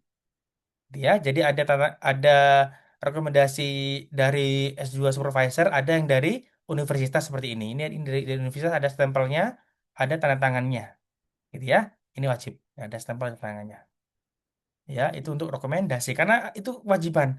Gitu ya, karena kalau kita bekerja di institusi harus ada izin dari institusinya, ya. Oke, semoga bisa menjawab ya, Mbak Mbak Irena ya. Kalau emang apa perlu info yang lebih lanjut, monggo silakan saya dihubungi. Monggo saya bersedia untuk menjadi kontak ya terkait dengan apa yang perlu disiapkan. Siap, terima kasih banyak Mas Sony. Oke. Semoga jawabannya membantu ya Mbak Iren. Dan untuk pertanyaan teknis yang sangat mungkin yang lebih detail mengenai program YLSP ini, mungkin bisa menghubungi langsung Mas Sony. Boleh ya Mas Sony? Boleh silakan, Ya, silakan, silakan, silakan. ya silahkan Mas Sony kasih sosial media atau apa biar Eh, teman-teman bisa menghubungi Oke, secara langsung. tag aja di Instagram saya Sony Andriawan itu aja. Sony Andriawan. Nanti bisa dicek di situ. Baik, saya beralih ke pertanyaan beasiswa selanjutnya ya. Ini ada yang bertanya tentang EMG dari Kak Asri Rizky. Apakah letterhead dan stempel di surat rekomendasi wajib ada? Saat ini ada beberapa kampus tidak bisa memberikan letterhead dan stempel jika dosen tersebut bukan pimpinan. Dan mohon tips dan kunci untuk mengisi career goal, personal skills, and competences. Silahkan Mas Lukni. Oke, saya izin jawab ya, Mbak Suci. Sorry, Mas Asri ya, Mas Asri. Oke. Untuk dokumen surat rekomendasi, memang kalau di websitenya itu wajib ada letterhead ya. Jadi kalau saran saya sih lebih baik ikuti aja syarat yang ada di website, semuanya dipenuhi gitu. Karena di situ di state bahwa untuk recommendation letter yang dari yang dua ini ya universitas lecture itu harus ada letterhead, date, signature, dan stamp of university. Jadi eh, saran saya dipenuhi aja gitu. Kalau untuk yang tidak bisa memberikan letterhead mungkin bisa ditanya ke pimpinannya gitu atau biasanya ke bagian apa ya kalau di SBM tuh dia ada vice dean. Jadi bagian apa wakil dekannya kalau kalau dulu saya coba tuh ke sana gitu. Kalau nggak salah ya. eh Kemudian untuk nomor dua, tips untuk mengisi, jujur saya nggak ada tips sih karena saya juga isinya yang sesuai dengan sesuai pengalaman saya aja gitu ya. Karena kalau saya dulu ngisinya sesuai apa karena saya ingin terlibat di akademia gitu ya, jadi saya masukin aja dengan kapasitas saya sebagai researcher, interest saya di bidang apa, kemudian ya goalsnya ke depan, ya harapannya akan seperti apa. Jadi lebih ke arah sana aja, yang realistis sih kalau saya, jadi nggak terlalu apa unrealistik gitu. Ini mungkin ada satu pertanyaan yang nyambung juga ya dari Mbak El Fahra. Boleh saya lanjut, Mbak Vina? Boleh? Boleh, Karena silakan. ini masih lanjutannya gitu ya. Jadi how to winning di scholarship itu juga agak berat ya karena saya juga nggak punya tips. Intinya tadi yang saya untuk apa yang saya sudah paparkan itu mungkin tips pribadi saya dan mungkin teman-teman yang harus mageran lain juga punya pengalaman yang berbeda. Tapi untuk ini yang pertanyaan nomor dua, yang proposal riset, eh, jadi tahapannya tadi, jadi kita approach dulu profesor, supervisor, dengan profesor riset yang kita punya gitu. Jadi kita email, Nanti setelah ada feedback, baru kita akan pertemuan, ada lakukan pertemuan untuk revisi. Nah, nanti setelah revisi, si proposal revisian itu yang kita kirimkan ke Ansmahgrannya gitu. Jadi apa harus harus disetujui dulu oleh calon supervisor. Kalau kita belum disetujui, karena kan kita nggak dapat letter of intent. Nah, kalau udah dapat letter of intent, nah nanti atau letter of acceptance gitu ya, nanti proposal yang sudah di ACC kita submit gitu. Yang ketiga, apakah recommendation letter bisa nyusul? Kayaknya nggak bisa karena semua terdaftar apa tersistem gitu ya. Tapi saya nggak tahu apakah ada pengalaman yang pernah nyusul, tapi saran saya sebaiknya ikuti apa step by step yang memang sudah disediakan karena Austria ini cukup ketat, apalagi masalah administrasi. Kayak misalkan umur aja beda sebulan, misalnya 35 tahun lewat sebulan aja itu dulu pernah ada pengalaman yang nggak bisa gitu ya. Jadi apa sesuai dengan syarat yang sudah di state gitu. Ada lagi nggak kira-kira? Oh, yang Ernst Mahgeran wajib balik ke Indo? Nggak. Kalau Ernst Mahgeran kita nggak wajib ada balik ke Indonesia ya, seperti ASP atau LPDP. Kemudian dana bantuan. Oh, ini yang nomor 4 ini untuk apa nih? Shortlist candidate itu saya nggak tahu ya, karena apakah administrasi lengkap aja itu bisa masuk ke interview. Saya nggak bisa janjikan karena waktu itu yang saya juga nggak tahu berapa orang yang apply gitu ya, tapi yang interview ya kemarin tahun saya ada 8 orang, yang lolos 6 orang gitu. Jadi saya nggak bisa, kita nggak tahu gitu ya berapa banyak pendaftar. Kemudian eh, apakah berdasarkan living cost yang diberikan cukup untuk membawa pasangan atau pas. Jadi kalau total kan 1.600 ya. Bisa nabung sih sebetulnya ya. Tapi kalau untuk bawa pasangan itu sebenarnya bisa. Tapi untuk administrasi, misalkan pengurusan visa, nah itu yang mungkin ada tanggungannya sendiri gitu ya di luar dari biaya hidup. Tapi kalau dari biaya hidup itu masih memungkinkan gitu. Kemudian untuk 6, nomor 6 dana bantuan penelitian. Nah, kalau dana bantuan penelitian itu eh, tergantung dari univnya dan departemen. Kalau saya jujur karena di social science dana penelitiannya kita nggak terlalu besar karena karena kalau riset saya sendiri kan lebih ke manusia gitu ya. Jadi kita bisa cari responden ya cukup mudah gitu. Tapi kalau misalkan dana penelitian kayak buat conference, nah itu biasanya tergantung dari departemen. Kalau mereka ada dana untuk conference, misalnya kayak saya ke Ceko untuk tahun depan, nah itu kemungkinan akan di cover oleh eh, departemen. Kalau ada dana gitu ya, dan atau misalkan kalau nggak salah kemarin Mas Mirza juga ke Italia ya, itu saya nggak tahu apakah dananya di cover dari kampus apa enggak. Tapi kalau dari Ernst Mahgeran itu hanya yang listed aja di website gitu. Kecuali kalau kita daftar misalkan kayak research grant lain gitu ya. Nah, tapi yang bukan untuk studi ya, kayak buat research grant aja gitu. Tapi itu pun ya terbatas pilihannya gitu. Mungkin itu kali ya pertanyaannya. Ada lagi nggak yang terkait Ernst Mahgeran? Oh, ini nomor Mbak Iga ya. Boleh atau yang nanti aja Mbak? Boleh silakan kalau mau dilanjutkan. Yang Ernst Mahgeran. Ya. Pendidikan 3 tahun. Apakah memungkinkan ada tambahan 1 tahun tambahan? Jadi jujur kalau ini juga agak agak apa ya agak pack gitu ya si timelinenya, karena kalau di saya sendiri 3 publikasi dan pokoknya total 5 tapi bukan semuanya harus publikasi gitu. Jadi betul-betul packed, betul-betul apa ya strict timeline gitu. Apakah kalau lewat dari 3 tahun itu masih memungkinkan? Kalau dari ketentuan enggak, jadi maksimal 3 tahun. Tapi ada juga yang case-nya dia cari beasiswa lain atau cari funding lain gitu. Apakah dia extend 1 tahun atau beberapa bulan gitu. Jadi memang betul-betul harus strict to the timeline. Kalau 3 tahun ya kita harus mulai publikasi di tahun pertama gitu. Dan berangkatnya kalau dulu 2025 saya keterima, kalau saya bulan Juli berangkatnya Oktober. Nah, tapi ada juga yang teman kita yang berangkatnya di Maret. Jadi bisa dua, winter atau summer gitu. Kalau saya di winter, kalau ada bisa juga berangkat di summer. Tapi kalau lewat dari setahun, saya kurang tahu apakah boleh apa enggak gitu.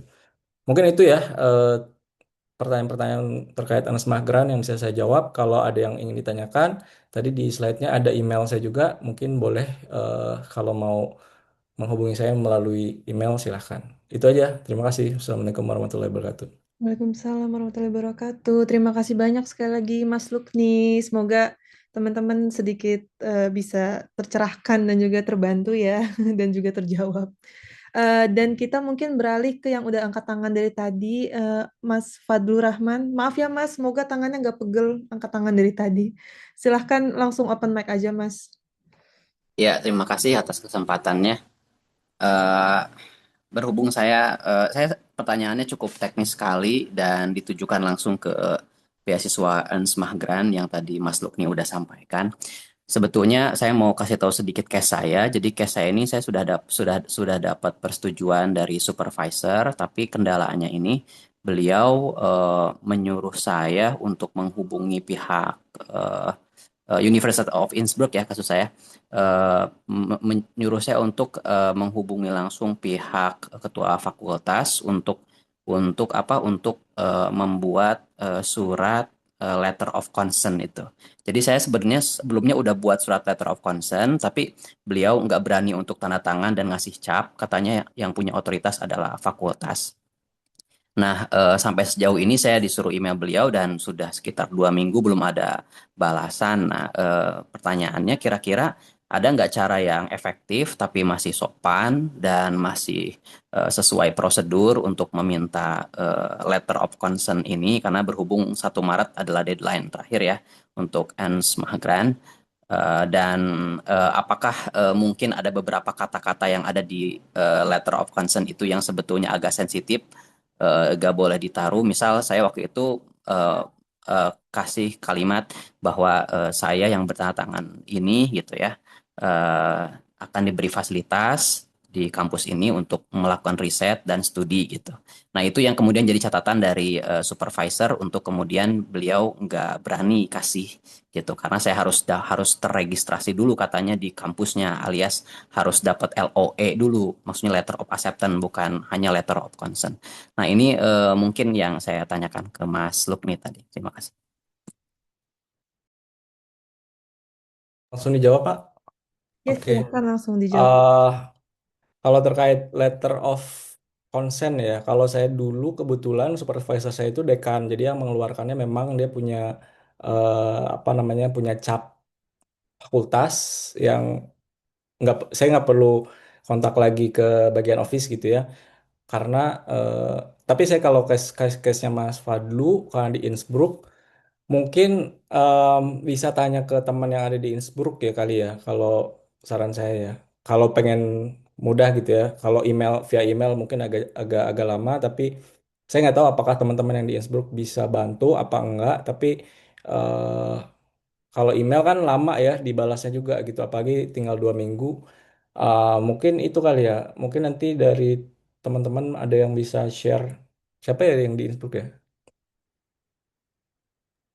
Oke, Mas. Mungkin itu kali ya, Mas Fadlu ya. Tapi kalau kayak saya memang Siap, siap. Terima langsung kasih. dari dekan gitu. Oh iya, jadi memang masalahnya saya ini beliau ketua prodi sih, bukan dekan. Jadi ya beliau gak berani Oke. itu Iya, mungkin iya, ya, iya. gak mau bantahin administrasi dulu, birokrasi utamanya gitu. Mhm. Ya mudah-mudahan bisa lancar lah ya. Amin. Mungkin itu ya, Mbak Vinda.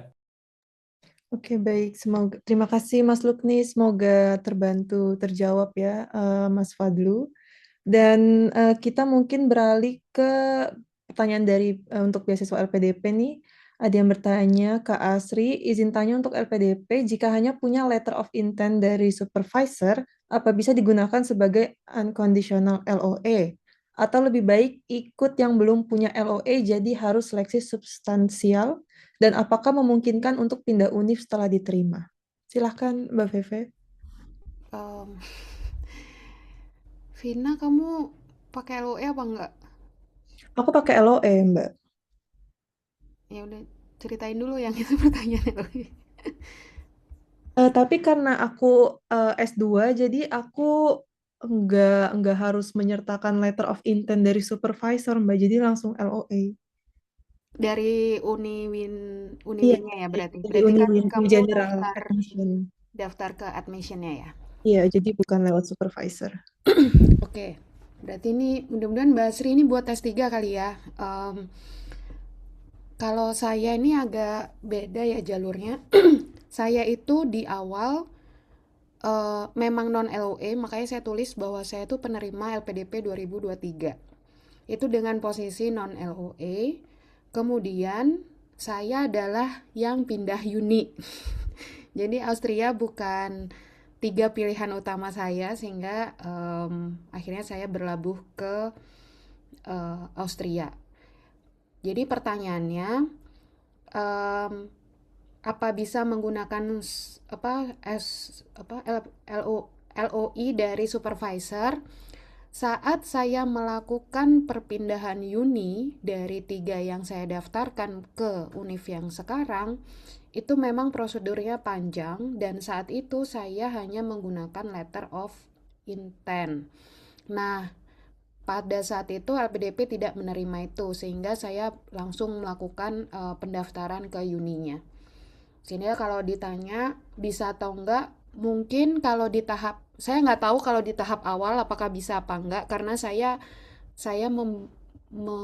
menggunakan LOI itu saat perpindahan, dan LPDP menyatakan ini tidak berlaku ya, gitu. Kemudian lebih baik ikut yang belum punya LOE, ya that's your choice gitu. Kalau misalnya emang, karena memang kalau dari pengalaman saya LOI itu nggak diterima di LPDP, tapi kan saya bukan di proses awal ya, saya ada di proses terakhir gitu. Jadi mungkin Mbak Asri bisa ngecek juga LOA yang ada, ketentuan LOA di LPDP. Tadi saya coba cek sih, sebenarnya di situ memang dikeluarkan dari uni ya. Kalau saya cek di ketentuan LPDP-nya. Terakhir sih bilangnya gitu. Mudah-mudahan menjawab. Udah menjawab belum, Vin? Ya, semoga sudah menjawab ya Mbak siapa tadi namanya, maaf lupa. Mbak Asri. Iya Mbak Sri, untuk kayak pertanyaan teknisnya mungkin nanti bisa di reach out lebih lanjut lagi, dan karena memang LPDP ini perubahannya sangat besar, jadi mungkin bisa juga untuk dilihat secara detail dulu di websitenya LPDP, begitu ya Kak. Dan ada pertanyaan general, ini mungkin bisa dijawab oleh Mas Mbak PPI Austria yang berkeluarga, karena ada yang bertanya untuk visa studi ini apa bisa membawa keluarga untuk ikut studi. Nah, itu bagaimana tuh, Mas Mbak?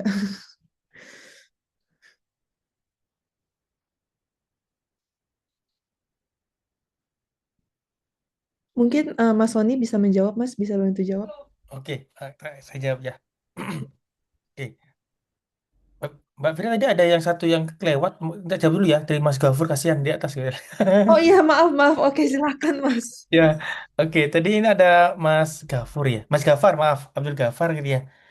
Terkait dengan ini kan TOEFL gitu ya, yang belum skor ditentukan apakah pengusaha akan ditolak, ditolak Mas ya. Jadi apa-apa yang sudah disyaratkan di ini ya di administrasi mungkin sama sebenarnya ABDP juga gitu, NMAK juga gitu ya. Apa-apa yang disyaratkan di awal mohon dilengkapi gitu ya, mohon dilengkapi ya. Meskipun sudah punya LOE dari profesor gitu ya, mohon dilengkapi ya, mohon dilengkapi. Terus juga dari ini ya Mbak Asri. Ya, Mbak Asri, izin bertanya terkait ESP, apakah permission letternya harus pakai bahasa Inggris? Enggak, Mbak, bahasa Indonesia aja. Karena izinnya kan ke ini ya. Kalau Mbak Asri tadi ya, saya sebutkan kalau Mbak Asri itu dari PTN, langsungnya aja langsung ke kampusnya. Karena ini kan khususnya hanya untuk aplikasi apply ke beasiswa ya, ke Dikti. Jadi nggak perlu bahasa Inggris. Terus kalau yang dari PTS berarti harus ke Dikti. Itu juga pakai bahasa Indonesia aja cukup. Nggak perlu pakai ini ya, nggak perlu pakai bahasa Inggris. Nah, tadi terkait dengan keluarga gitu ya. Kalau di ASP, alhamdulillah kalau ISIP kita bisa mbak keluarga gitu ya. Mbak keluarga, alhamdulillah di tahun ini ada kenaikan beasiswa. Bersyukur saya. ada kenaikan jumlah beasiswanya gitu ya, ada kenaikan jumlah beasiswanya. Jadi untuk keluarga itu bisa diikut studi, akan ditanggung ya, per kepala akan mendapatkan 325 euro per kepala, maksimal 3 kepala gitu ya. Jadi kalau nanti bawa istri sama anak jadi dapatnya 750 ya. Maaf, 750. 650 gitu ya, 650 euro per bulan gitu ya tambahannya. Jadi bisa bisa tapi gitu ya, tapi bisa diikutsertakan studi kalau masa kita di Austria sudah setahun. Jadi 2 semester ya. Jadi setahun setahun kita udah stay di Austria gitu ya. Stay di Austria kita bisa mengajak keluarga kita untuk ikut studi. Gitu ya. Semoga bisa menjawab. Baik, terima kasih Mas Sony. Semoga menjawab ya Kak. Dan di sini apakah teman-teman ada juga yang mau bertanya tapi lewat langsung open mic karena dipersilahkan sangat dianjurkan. Bisa raise hand aja langsung teman-teman.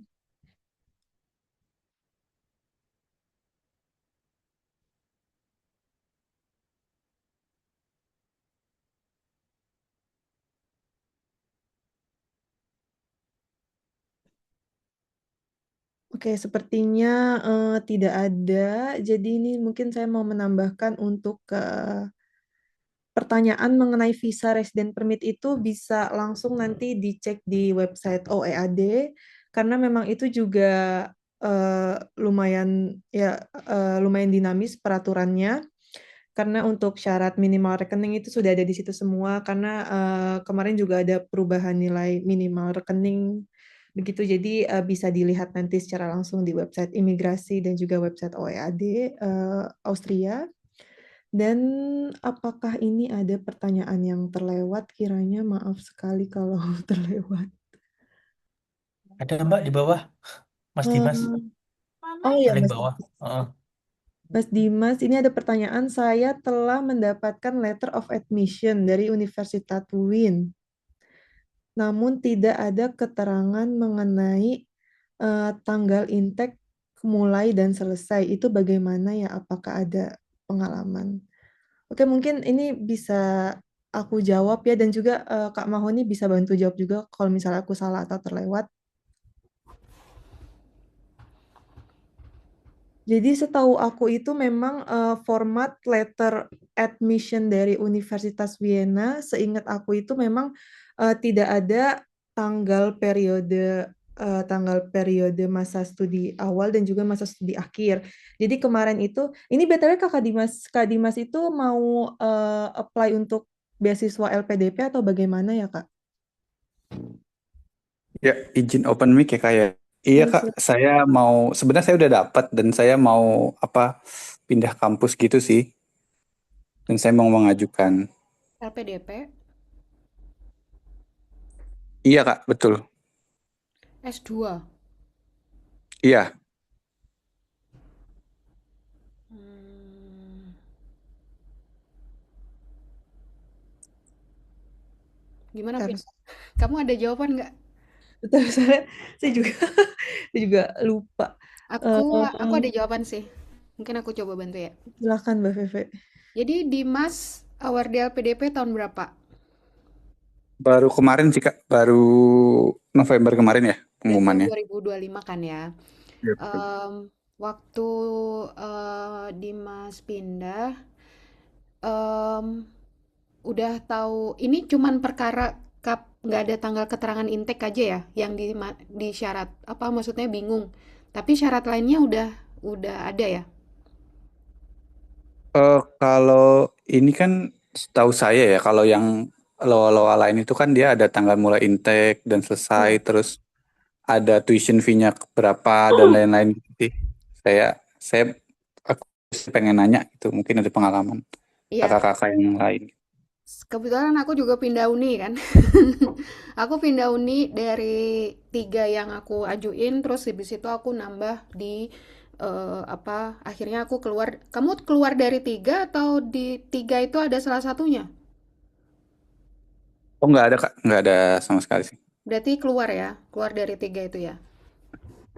Kalau keluar dari 3 itu Satu hal yang perlu diingat adalah saya kalau nggak salah punya 10 file memastikan bahwa em, saya di apa ya, kenapa saya harus pindah ke Uniwin gitu.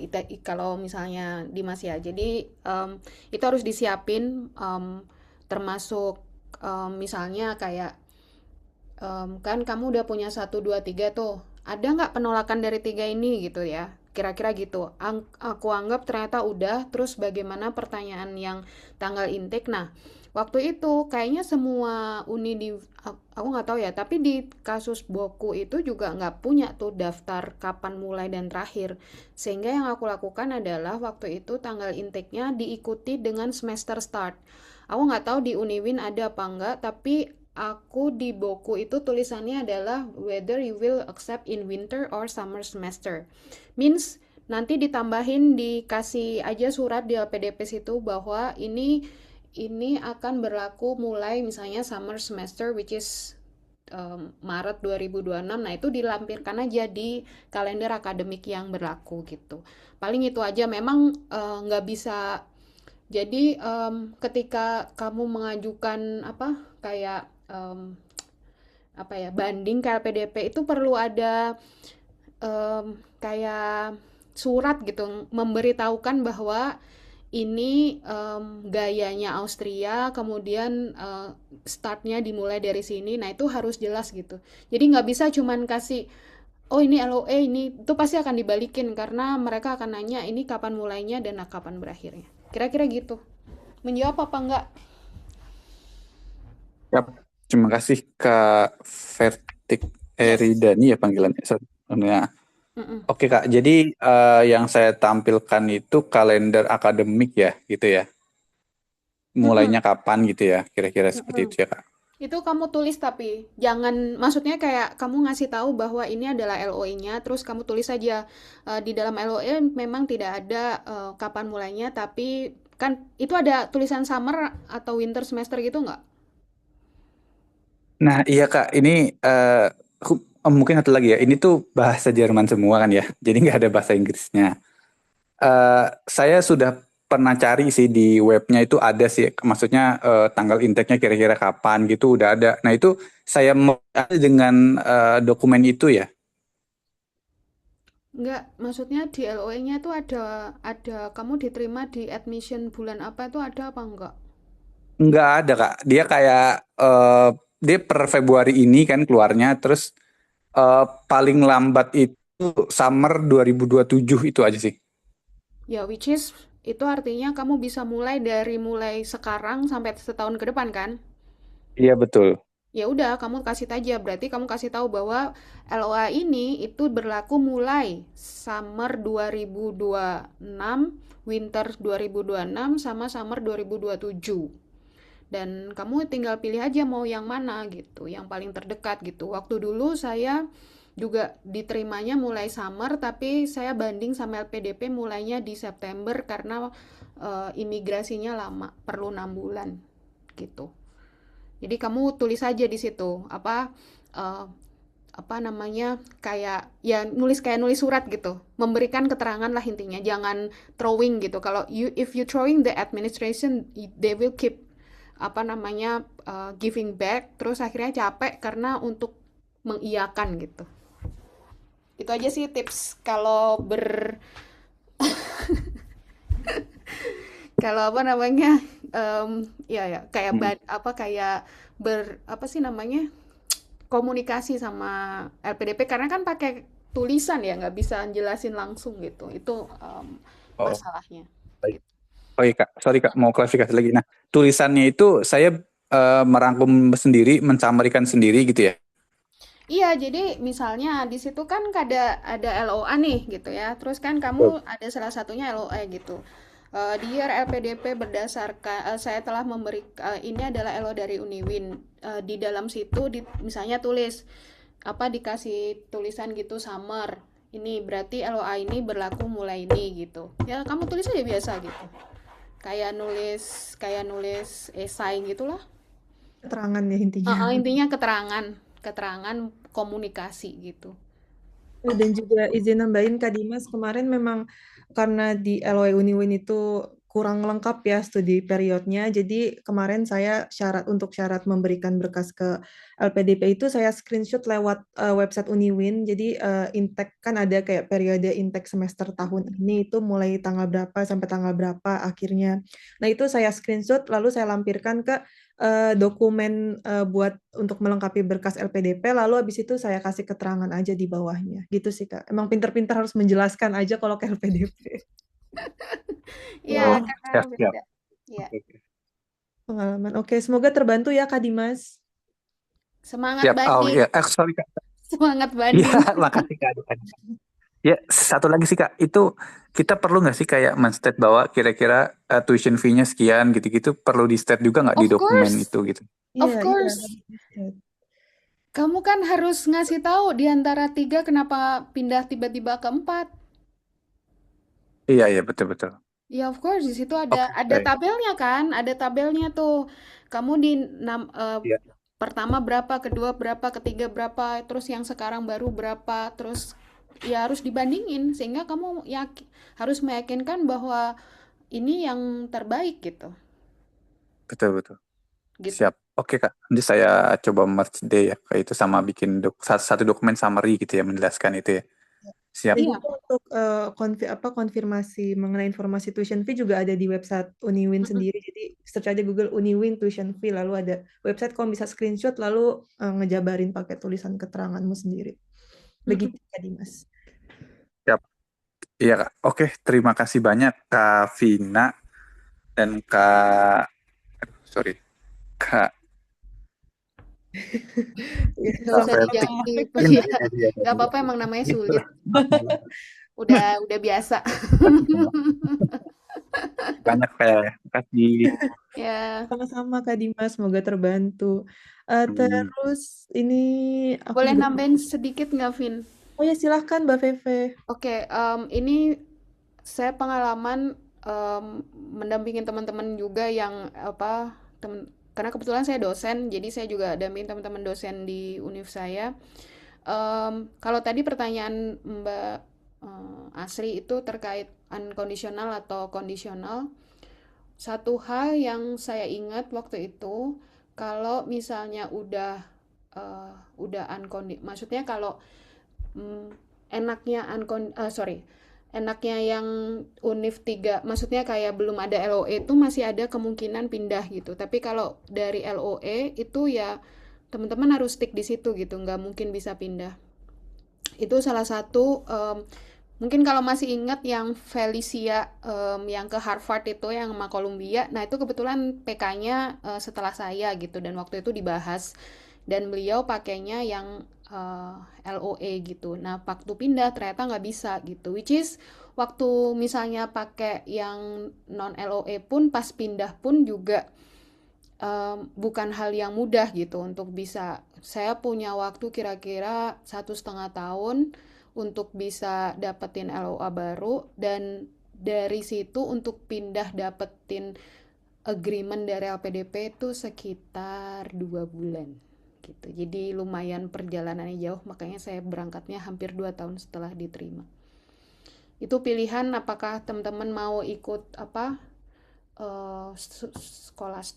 skolastik atau enggak gitu. Itu aja dari saya. Makasih Vina. Baik, terima kasih banyak Mbak Feve sekali lagi. Oke, sepertinya karena tidak ada pertanyaan tambahan, jadi mungkin kita bisa beralih ke sesi selanjutnya, yaitu akan ada pemaparan nih dari divisi refreshment dan bisnis PPI Austria, karena kita ada beberapa program baru ya teman-teman. Jadi silahkan Kang Rifki, mungkin bisa dimulai. Halo, selamat siang waktu Vienna dan selamat malam waktu Indonesia. Perkenalkan saya, ngeblur. Perkenalkan saya Rifki. Mohon maaf ini ikut mempromosikan program kerja begitu dari divisi kami di divisi refreshment dan bisnis. Jadi eh, kepada teman-teman kami informasikan bagi yang mau melakukan apa namanya progres melamar beasiswa dan juga untuk mempersiapkan studi di Austria. Kami sedang mempersiapkan sebuah program kerja di mana eh,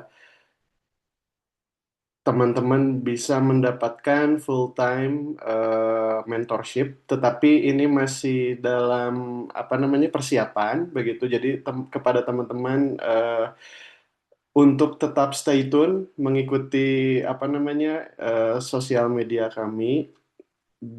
Jadi mungkin nanti di sana setelah di launch itu akan ada program kerja yang di mana teman-teman bisa mendapatkan mentorship yang lebih full committed gitu dari para narasumber sampai sedetil-detilnya begitu.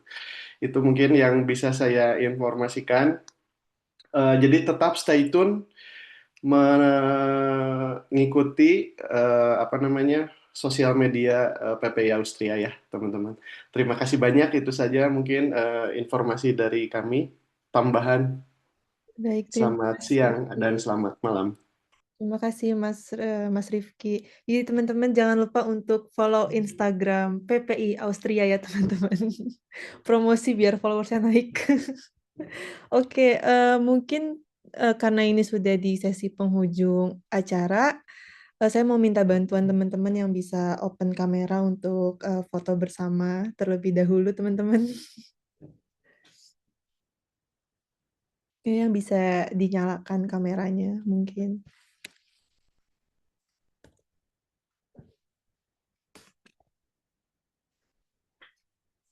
Oke, baik. Apakah ada yang bisa open kamera lagi?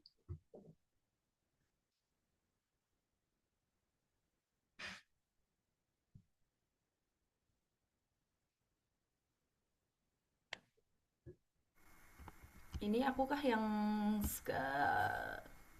screenshot? Ya, boleh. Oke, mungkin tunggu berapa orang lagi ya biar galerinya full semua. Oke. Ayo. Perlu sekitar berapa nih? Sekitar 1, 2, 3, 4, 5, 6, 7, 8 orang lagi lah ya biar full. Sebentar aja guys. Ayo yang bisa open kamera teman-teman.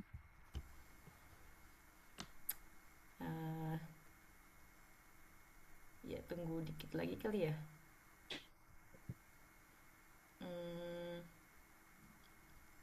1, 2, 3, 4, 5, 6, 7, 8,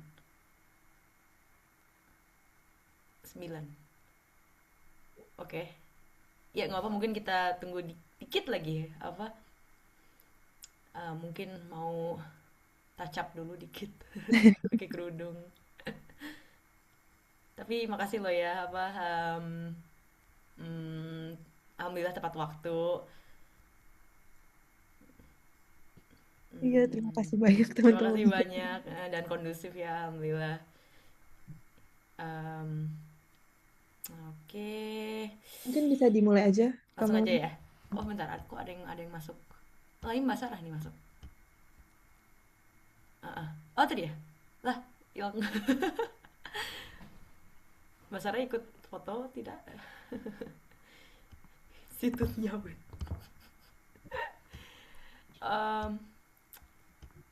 Bentar ya, sebentar guys. Oke. Oh ya ini masih recording ya, oke.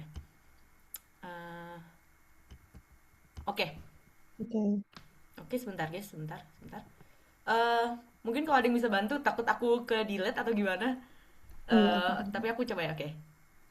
1, senyum semua, senyum.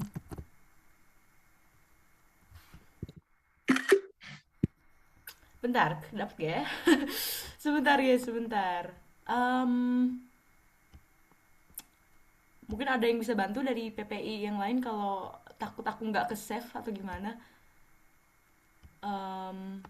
Oke, aku bisa bantu. Oh, makasih. Mohon maaf. Kadang suka 1, 2, 3. Slide selanjutnya. 1, 2, 3. Oke. Udahkah? Sudah tadi. Maaf ya. Apa?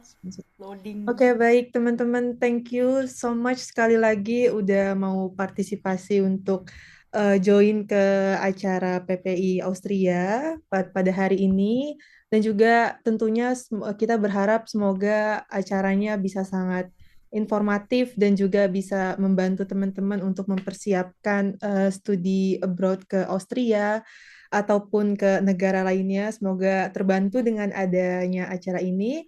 Dan juga seperti tadi yang sudah kami bilang, jangan lupa untuk stay tune di website di sosial media PPI Austria karena bakal ada beberapa kegiatan yang seru pokoknya selanjutnya.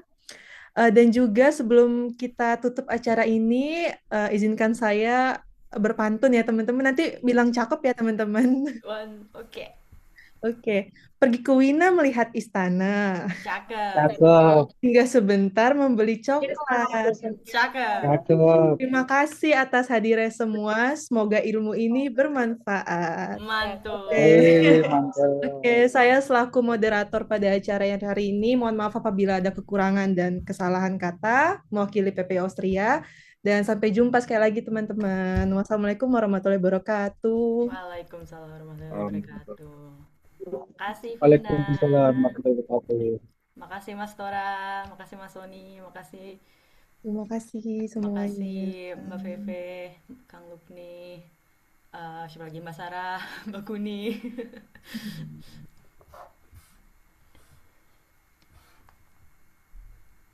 Terima kasih, Dankeschön.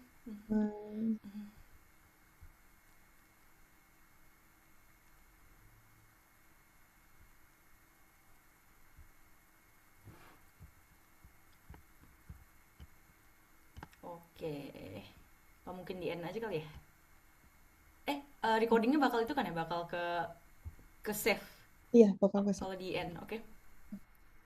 Oke. Makasih.